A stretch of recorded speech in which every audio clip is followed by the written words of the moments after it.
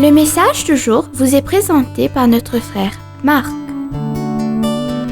Salut, chers bien-aimés de notre Père Céleste. Ce vendredi matin, je veux vous exposer à quelque chose de très important et de difficile pour que lorsque des moments pénibles se présentent ou que des montagnes se dressent devant vous, vous sachiez comment vous débrouiller.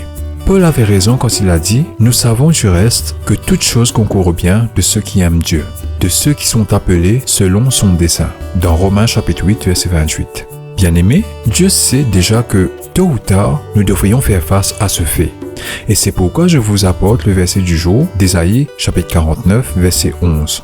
« Je changerai toutes mes montagnes en chemin, et toutes mes routes seront frayées. » Que ce message de réconfort atteigne votre cœur, dans la foi et l'espérance, et que Dieu nous bénisse tous. Amen. Dieu fera en sorte que les obstacles servent son but ultime. Nous avons tous des montagnes dans notre vie. Il y a des gens et des choses qui menacent de barrer nos progrès dans notre vie spirituelle. Ces lourdes revendications, cette occupation peu agréable, inamicale, cette épine dans la chair, cette croix quotidienne, nous pensons que si seulement elle était supprimée, nous pourrions vivre des vies plus pures, plus tendres et plus sains. Et souvent nous prions pour sa suppression. Parfois nous avons le cœur lent et nous agissons comme des idiots. Mais ce sont là les conditions pour certaines réalisations. Ils ont été mis dans notre vie comme moyen d'obtenir les grâces et les vertus, même pour lesquelles nous avons prié si longtemps. Oui mes chers, vous avez prié pour la patience pendant des longues années. Mais il y a quelque chose qui vous met à l'épreuve au-delà de l'endurance. Vous l'avez fui, éludé, considéré comme un obstacle insurmontable à l'événement désiré. Et vous supposez que sa cassation vous assurait la délivrance et la victoire immédiate. Pas du tout. Vous n'auriez gagné que la cessation des tentations à l'impatience. Mais ce ne serait pas de la patience.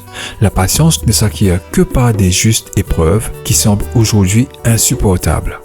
Je vous en prie, bien-aimés, retournez, soumettez-vous, dites avec conviction que vous êtes un participant de la patience de Jésus. Rencontrez vos épreuves en lui.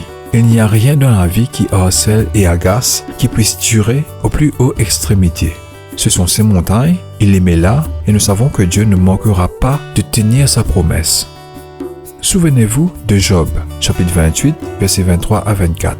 Dieu connaît le chemin de la sagesse. Il connaît l'endroit exact où le trouver. Et il sait où toutes choses sont sur terre. Il voit tout sous le ciel. Bien-aimés, le but d'une épreuve n'est pas seulement de tester la valeur, mais de l'augmenter, car la chaîne n'est pas seulement éprouvée par les tempêtes, mais endurcie par elle. Bien-aimés, personnellement, je ne sais pas si vous faites face à des montagnes en ce moment dans votre vie.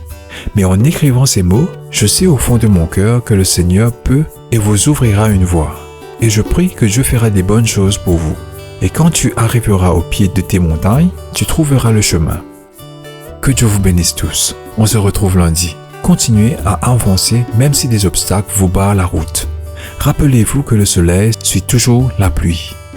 N'oubliez pas la louange et l'adoration en famille et collective à l'église le dimanche prochain. Prenez le temps de méditer sur ces mots et essayez de vous reposer. Profitez aussi de la compagnie de vos proches. Au revoir. Si toi aussi tu crois que la parole de Dieu est une bénédiction, partage-la et sois une source de bénédiction pour les autres toi aussi.